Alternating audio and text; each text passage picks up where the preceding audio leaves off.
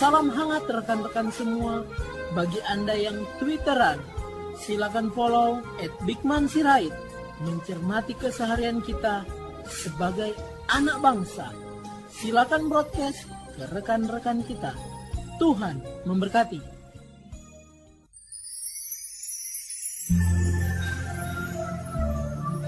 Salam sejahtera para pendengar yang terkasih. Selamat bertemu kembali dengan Yayasan Pelayanan Media Antioquia yang didirikan oleh Pendeta Bigman Sirait untuk melayani Tuhan Kepala Gereja melalui media. Untuk memperluas wawasan umat Tuhan, PAMA juga menerbitkan tabloid Kristen Reformata, Reformata Online, Reformata Audio Streaming. Juga tersedia buku-buku karya Pendeta Bigman Sirait dan ratusan CD khotbah. Doakan dan ikutilah pelayanan PAMA di radio, di berbagai kota, dan pelayanan televisi di Indovision, Live Channel, Cablevision, Family Channel. Untuk informasi lebih lengkap, klik www.reformata.com, www.reformata.com, www.reformata.com. Kini tibalah saatnya kita akan menikmati kebenaran firman Tuhan bersama Pendeta Bigman Sirait. Selamat mendengarkan, Tuhan memberkati. Salam sejahtera saudara yang kekasih di dalam nama Tuhan Yesus Kristus. Kembali kita bertemu dan kita akan memikirkan Dia Sang Firman bagian yang berikutnya. Firman yang menjadi manusia. Saudara-saudara, kitab Injil Yohanes pasal yang pertama, Yohanes 1 ayat 14 sampai 17. Yohanes 1 14 sampai 17 demikian firman Tuhan. Firman itu telah menjadi manusia dan diam di antara kita, dan kita telah melihat kemuliaannya, yaitu kemuliaan yang diberikan kepadanya sebagai anak tunggal Bapa, penuh kasih karunia dan kebenaran. Yohanes memberi kesaksian tentang Dia dan berseru, katanya, "Inilah Dia yang kumaksudkan ketika aku berkata, kemudian daripada aku akan datang Dia yang mendahului aku, sebab Dia telah ada sebelum aku. Karena dari kepenuhannya kita semua telah menerima kasih karunia demi kasih karunia. Sebab hukum Taurat diberikan oleh Musa, tetapi kasih karunia dan kebenaran datang oleh Yesus Kristus." Saudara-saudaraku yang kekasih, Alkitab menjelaskan kepada kita bagaimana Yohanes mengungkap satu misteri besar. Bahwa firman itu telah menjadi manusia. Nah, ini yang disebut prainkarnasi, keinkarnasi. Bahwa dulu firman bersama dengan Allah. Bahwa dulu firman itu disebut Allah dalam kekekalan. Dalam kekekalan. Sang firman adalah Allah, bersama dengan Allah, dan dialah Allah. Dalam kekekalan. Kemudian masuk dalam kesementaraan. Maka istilah firman telah menjadi manusia. Nah, istilah menjadi manusia itu masuk ke dalam daging dan darah. Insaks. Masuk, jadi itu inkarnasi. Masuk ke dalam daging dan darah. Nah, istilah inkarnasi berbeda sekali dengan reinkarnasi. Itu bumi langit bedanya. Reinkarnasi itu adalah pengulangan. Orang mati hidup, mati hidup, mati hidup. Itu reinkarnasi. Inkarnasi adalah Allah menjadi manusia satu kali dan tidak berulang-ulang kali. Jadi sangat jauh pemahaman artinya. Nah, sekarang saudara-saudara yang kekasih, firman itu telah menjadi manusia. Artinya firman itu telah berinkarnasi menjadi manusia. Ada di dalam daging dan darah menjadi utuh. Manusia yang sejati, bukan jadi-jadian, bukan makhluk yang tidak bisa dipahami dan tidak bisa dikenali. Ini juga penting untuk kita sadari bersama, supaya kita jangan terjebak pada perangkap yang salah dalam konteks memahami apa sang firman itu. Nah, firman yang telah menjadi manusia itu diam di antara kita. Nah, ini menjadi amat sangat menarik, karena sesudah dia inkarnasi, masuk ke dalam daging dan darah, artinya menjadi manusia, dan sesudah menjadi manusia. Dia bukan manusia ajaib atau manusia jadi-jadian yang tidak bergaul. Tapi dia tinggal di antara manusia. Itu sebab disebut Immanuel, Allah beserta dengan kita. Ketika apa? Kristus menyertai kita. Kenapa? Karena Kristus adalah Allah. yang menjadi manusia itu, yang datang ke dalam dunia itu, Immanuel, maka imanen dekat bersama. Ya, Allah yang bersama kita. Maka di dalam kata Immanuel tadi sekali lagi, Allah hadir di antara hidup kita di dalam Kristus Yesus. Kedekatan yang amat sangat. Kedekatan di mana kita bisa menyentuhnya, mendengarnya, melihatnya. Oleh karena itu di dalam paham agama Kristen perlu sekali untuk mengerti dan menyadari Kristus yang kita kenal. Yang begitu dekat dan berpihak pada kita. Sebaliknya, kita juga harus menyadari betul betapa itu menyemangati orang Kristen. Bagaimana seharusnya orang Kristen dekat kepada tiap orang yang membutuhkan pertolongan di dalam kehidupannya. Berpihak kepada orang-orang yang tersisihkan. Dekat dan hadir bersama dan memberi kekuatan dan penghiburan. Oleh karena itu inkarnasi Yesus Kristus menjadi sebuah lompatan yang dahsyat dari kekekalan masuk ke dalam kesementaraan. Dia yang diliputi oleh kemuliaan kini harus menjalani dunia di kehinaan. Dia yang tidak terbatas rela untuk membatasi dirinya di dalam kemanusiaan. Sehingga banyak aspek di dalam inkarnasi membuat dia melepas seluruh atribut keilahiannya yang disebut dalam Filipi mengosongkan dirinya. Nah, waktu mengosongkan diri itulah dia membatasi dirinya sebagai Allah sehingga tidak heran kalau dia berkata, Bapakku yang mengutus aku lebih besar daripadaku. Tidak heran kalau dia berkata tentang hari kiamat itu aku tidak tahu, hanya Bapa, malaikat pun tidak. Karena dia rela mencopot, melepas atribut keilahiannya. Yang manusia masa kini, yang orang-orang sekarang dalam pelayanan justru mau embel-embel itu memenuhi dirinya. Seperti Adam mau sama dengan Allah. Begitulah kita sekarang mau sama, harap bisa lakukan apa saja. Saudara-saudara yang dikasihi oleh Tuhan Yesus Kristus. Betapa ajaib, betapa hebat, betapa luar biasanya inkarnasi. Semangat cinta kasih yang tidak bertepi. Yang dinyatakan pada umat kepunyaannya dan itu amat sangat luar biasa sekali. Oleh karena itu, firman yang menjadi manusia menjadi sebuah pemahaman pergumulan yang patut kita dalami dan kita pahami supaya kita makin mengerti apa yang menjadi kehendaknya dalam kehidupan ini. Ini yang harus kita mengerti, ini yang harus kita pahami. Nah, firman menjadi manusia, diam di antara kita. Nah, oleh karena itu tahapannya ya, pertama inkarnasi Allah jadi manusia kan yang firman itu. Dan waktu dia jadi manusia, dia tidak di gunung, dia tidak di lembah, dia tidak di tempat terpencil, dia tidak di tempat suci yang tidak tersentuh. Tetapi dia ada di antara kita, di antara manusia yang berdosa, di antara manusia yang hina dina, di antara anak-anak, di antara orang tua, di antara para janda miskin, di antara para orang-orang yang terkucilkan, orang yang kusta, yang sakit. Dia ada di sana, saudaraku. Sehingga sebuah keberadaan yang maha dekat dengan semua makhluk ciptaan dan keberpihakan yang sangat meneguhkan, yang membuat bergairah orang yang tersingkirkan di dalam kehidupan. Nah, itulah inkarnasi. Memberikan kegairahan yang limpah, kegairahan yang hebat, yang luar biasa hidup dalam hidup ini. Jadi, Kristus Yesus Tuhan itu, yang telah menjadi manusia dan diam di antara kita, kita telah melihat kemuliaannya. Dari mana kita bisa melihat kemuliaannya? Karena kita melihat dia, Sang Firman yang mulia itu. Dan Yohanes menyaksikan tentang Yesus yang sudah datang, lahir, mati, bangkit dan naik ke sorga. Alangkah amat sangat luar biasanya. Yohanes melihat kemuliaan yang luar biasa. Yohanes melihat kemuliaan yang ajaib itu. Nyatalah kemuliaannya. Nyatalah luar biasanya. Nah, jadi saudara-saudaraku yang dikasihi oleh Tuhan Yesus Kristus. Bagaimana tentang pergumulan kehidupan? Bagaimana tentang dia yang penuh kemuliaan? Ya, sehingga nyata pada diri Yesus Kristus yang disebut sebagai anak tunggal Bapa, the only one, hanya satu-satunya, hanya dia, tidak ada duanya. Kita adalah anak-anak Allah, tapi bukan anak Allah.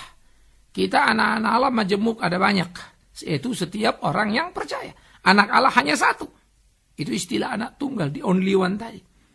Ya, satu-satunya. Dia yang datang dan menjadi manusia itu. Tapi kalau saya bilang anak, saudara tidak perlu berasumsi seperti papa mama menikah lahir anak. Ini bukan itu. Dia ada dalam kemahaan, dia Allah yang tidak tersentuh, tidak terpahami, tetapi rela masuk dalam kesementaraan. Karena itu, pantas kalau kita kurang mengerti secara sempurna keberadaan dia yang sempurna itu. Jadi kalau saudara kok susah ngertinya ya, kok susah memahaminya, ya wajar lah. Wong kita punya otak unlimited kok, terbatas setengah mati.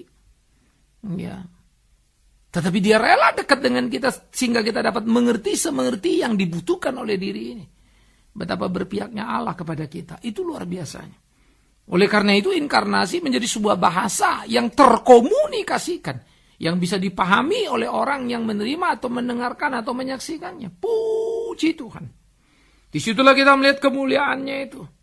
Ya, disitulah kita melihat kemuliaan anak Allah yang hidup itu. Anak tunggal Bapa.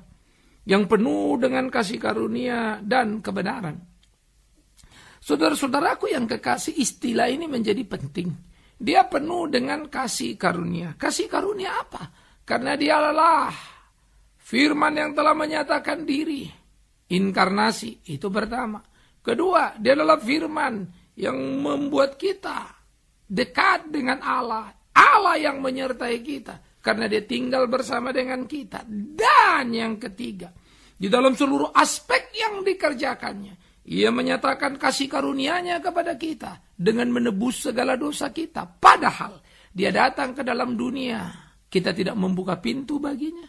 Ia mau menolong kita, kita justru menyalibkannya. Bukankah seharusnya Dia murka pada kita? Tapi Dia berkata di atas kayu salib, ampunilah mereka karena mereka tidak tahu apa yang mereka perbuat.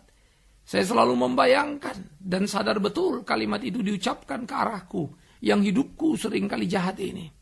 Yang hidupku penuh dengan lumuran dosa. Dan aku merasa aku adalah pendosa yang sudah ditebusnya. Dan aku harus hidup sesuai kehendaknya. Bukan dalam basa-basi. Bukan dalam kemunafikan. Bukan dalam bungkus-bungkus khotbah bagus, tapi hidup rontok. Menjalankan betul-betul firman itu dan mengakui kalau gagal adalah gagal. Tidak memanipulasi apalagi mencari pembenaran diri. Harusnya itulah menghantam semua kita. Karena Dia penuh cinta kasih, kita sudah pernah menolaknya, kita sudah pernah menyalibkannya. Kenapa terus? Karena Dia tidak membalasnya. Dia menyatakan cinta kasihnya. Sampai akhirnya diselesaikannya. Dan ucapan itu adalah, sudah selesai, sudah genap. Kepadamu Bapakku serahkan nyawaku. Bayar nyawa Bikman Sirait pendosa itu. Terima kasih Tuhan Yesus. Begitu Dia membayar kita. Itu sebab Rasul Paulus berkata, di dalam kasih karunia-Nya yang besar itu, dibayarnya kita tunai, sehingga kita dibebaskan dari murka Allah. Ia menebus kita dari murka Allah, karena kita ada di bawah murka Allah, hukuman Allah. Terpujilah Yesus Kristus Tuhan kita. Terpujilah Dia. Begitulah hidup kita seharusnya terpuji. Melayani dengan tidak hitung-hitungan. Karena itu aneh, amat sangat tidak masuk akal kalau kita berhitung melayani Tuhan. Berhitung dalam memberi persembahan. Aneh, amat sangat tidak masuk akal. Kalau di otak kita hanya urusan angka, uang, rupiah, bagaimana keuntungan yang bisa kita dapatkan dari tugas pemberitaan. Aneh. Kita tidak bisa begitu. Tapi bagaimana kita seharusnya bergumul menjalankan apa yang menjadi kehendak Allah. Bagaimana kita menjalani hari-hari kita untuk puji hormat bagi namanya. Supaya di dalamnya sungguh nama Tuhan dipermuliakan. Nah oleh karena itu saudara-saudaraku yang kekasih. Firman yang menjadi manusia telah dinyatakan kepada kita dan bagaimana kita bergerak di dalam seluruh aspek kehidupan kita. Bagaimana kita menjalani hari-hari kita. Bagaimana kita memahami Dia yang penuh kasih karunia. Memenuhi kehidupan kita dan hari-hari kita. Ini menjadi amat sangat penting. Jadi apa yang ada di dalam pergumulan kehidupan kita, apa yang kita jalani di dalam hari-hari kita, menjadi pergumulan penting untuk kita tumbuh kembangkan, supaya boleh kita hidup melayaninya. Melakukan apa yang menjadi kehendaknya. Ini perlu.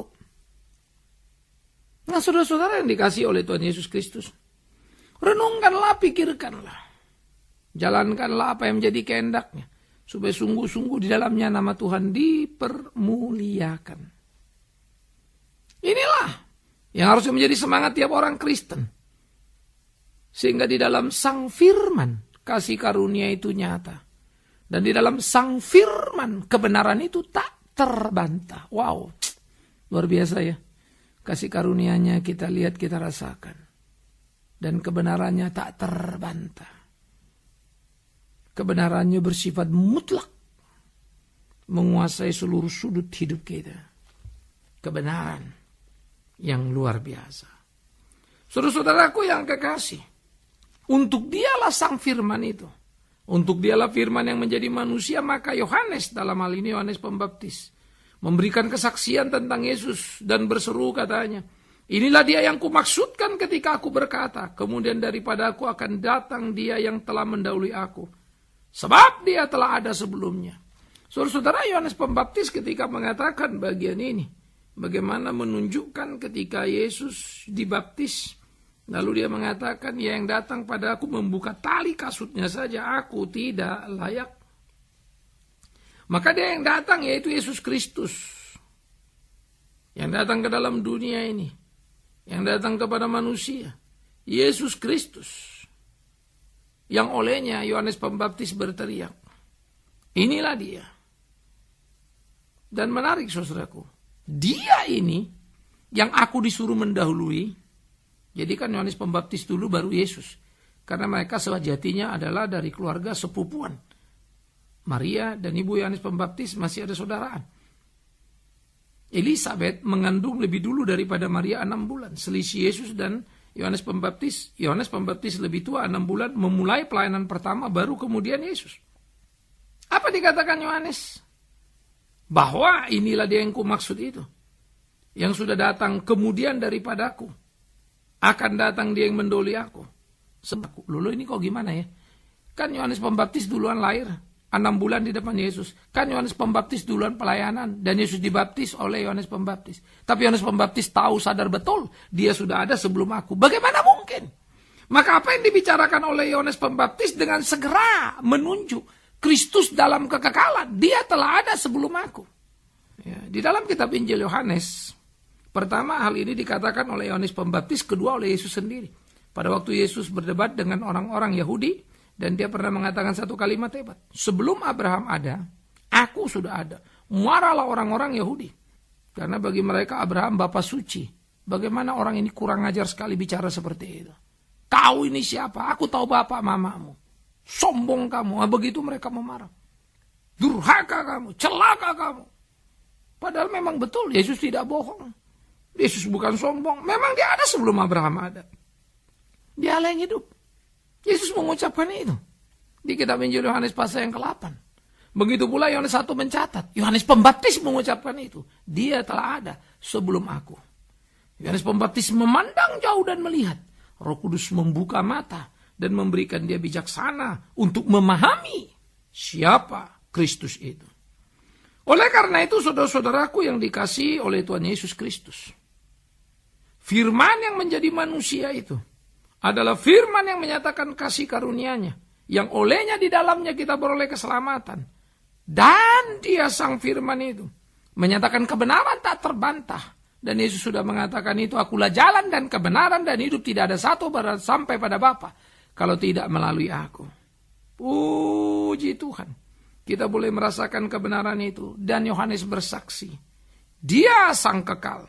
Sudah ada sebelum aku ada. Aku memulai jalannya. Ketika dia datang ke dalam dunia. Yohanes tahu dia pembuka jalan. Tapi Yohanes tahu yang dibukakannya jalan. Yaitu Yesus. Sudah ada sebelum dia ada. Wow. Yohanes meneropong jauh. Setiap orang yang cinta Tuhan punya kepekaan mendalam. Mereka diberi kepekaan mengerti kehendak Allah. Firman Allah. Sehingga mereka tidak ngomong asbun, tidak khotbah asal. Mereka mengerti firman dengan baik. Mereka mencintai firman sehingga mereka belajar baik-baik. Itu yang luar biasa. Nah seharusnya itu ada pada hidup kita. Seharusnya itu mewarnai hari-hari kita. Seharusnya itu yang kita jalani dalam keseharian kita. Supaya hidup kita berkenan kepadanya. Nah oleh karena itu saudara-saudara yang kekasih di dalam nama Tuhan Yesus Kristus. Dia yang sudah ada sebelum Yohanes ada itu. Dan dia mengatakan dari kepenuhannya kita semua telah menerima kasih karunia demi kasih karunia. Bagaimana Kristus itu datang menyatakan cinta kasih. Dalam hidupnya ia memelihara, memberi makan, memberi minum, menyelamatkan pesta rumah tangga di Kana. Ia menolong orang sakit dan menyembuhkannya, bahkan menghidupkan yang mati. Ia menghibur yang susah, ikuatkannya yang lemah. Tapi ia tak marah ketika semua mengkhianatinya. Kasihnya tetap nyata dari bukit Golgota. Di atas salib terurailah kata, ampuni mereka ya Bapa, karena mereka tidak tahu apa yang mereka perbuat. Oleh karena itu saudara-saudaraku yang kekasih, bagaimana hukum Taurat yang diberikan oleh Musa memang betul. Yohanes Pembaptis ingin mengingatkan orang di zamannya, begitulah Yohanes pula mengingatkan orang lewat ucapan Yohanes Pembaptis. Musa memang nabi besar, karena telah membawa hukum Taurat, 10 hukum Tuhan yang menjadi dasar dari segala hukum dan kitab para nabi. Namun dikatakan, kasih karunia dan kebenaran datang oleh Yesus Kristus Tuhan. Orang Israel disadar ingatkan bahwa Yesus Kristus itu lebih daripada Musa itu. Yesus Kristus itulah segala-galanya. Ini menakjubkan saudara. Disadar ingatkan bagaimana seharusnya orang Israel hidup. Disadar ingatkan bagaimana seharusnya orang Israel sadar. Ini menjadi menarik. Nah, oleh karena itu patut untuk kita pikirkan bersama bagaimana seharusnya kita hidup dan menyadari kehendaknya. Sehingga hidup kita menjadi hidup yang berkenan kepadanya. Sesuai dengan apa yang dia mau. Dan hidup kita menjalankan, melakukan ketetapan-ketetapannya. Maka ini akan menjadi sesuatu yang luar biasa dalam hari-hari hidup kita. Bagaimana keseharian kita diwarnai oleh kekuatan di dalam mengiring Tuhan. Sehingga hari-hari hidup kita berkenan kepada Tuhan. Nah, jadi saudara-saudara yang dikasihi oleh Tuhan Yesus Kristus, mari kita berjalan dalam hidup kita, mari kita melakoni hari-hari kita untuk kita boleh berkenan kepada Allah kita. Mari kita berjalan sehingga kita tidak menjadi salah di dalam hari-hari kita. Bagaimana kita hidup seperti apa yang ditetapkannya. Inilah pergumulan kehidupan tiap orang percaya. Inilah hari-hari tiap orang percaya yang harus berjalan di dalam perjalanannya dan hidup seperti apa yang menjadi kehendak Tuhannya sehingga hidupnya menjadi hidup yang sungguh-sungguh. Camkan dan pikirkanlah itu dalam hidup kita, saudara-saudaraku yang kekasih. Sehingga Musa, nabi besar, memberikan hukum Taurat, tetapi Kristuslah menggenapi Taurat. Sehingga kasih karunia menjadi nyata di dalam matinya, di dalam bangkitnya, dan naiknya ke surga. Ia berkata, ia akan datang kembali. Sebuah kepastian yang tak terbantah. Perjalanan hidup yang pasti di dalam Kristus, Tuhan kita. Logika mana mau melawan itu? Luar biasa. Dia pergi naik sorga dan dia akan datang kembali. Kalau dia bilang dia pergi ke sorga karena memang dia datang dari sorga, pasti tepat sampai sorganya. Kalau dia akan datang kembali karena dia sudah pernah datang, namun datang kembali bukan lagi untuk menyelamatkan manusia dari dosa, tapi menghukumnya sebagai hakim yang adil. Karena kedatangan pertama adalah kasih karunia dan keselamatan, kedatangan kedua adalah closing dan penghukuman. Juru selamat, penuh kasih karunia, hakim adil akan menutupnya. Itulah Yesus Kristus Tuhan kita. Dialah sang firman hidup itu. Kepada dialah kita percaya. Karena itu perlu mengenalnya, mengertinya sebaik-baiknya. Jangan asal. Semoga kita punya kesadaran penuh. Kalau betul kita cinta Yesus, ayo belajar dong yang benar. Ngerti yang benar. Jangan asal. Sehingga kita mendalam menggali sepenuhnya.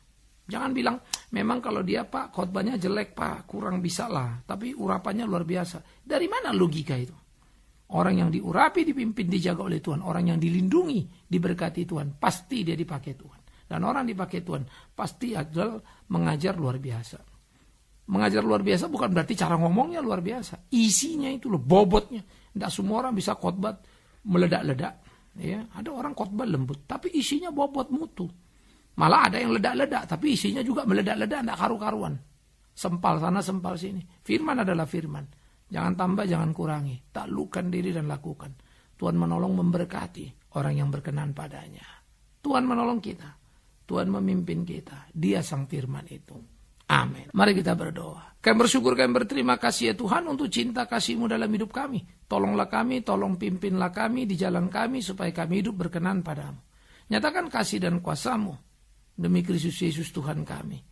Kami berdoa, kami memohon, terpujilah Kristus sang firman hidup. Amin. Kita telah mendengarkan firman Tuhan yang disampaikan oleh Pendeta Bigman Sirait. Bagi Anda yang merasa diberkati dan ingin menjadi mitra Pama dalam melayani melalui doa, daya dan dana, silakan menghubungi kami melalui telepon 021 392 4229, 021 392 4229, email di pama_yayasan@yahoo.com, pama_yayasan@yahoo.com. Sampai bertemu kembali di waktu dan gelombang yang sama. Tuhan memberkati.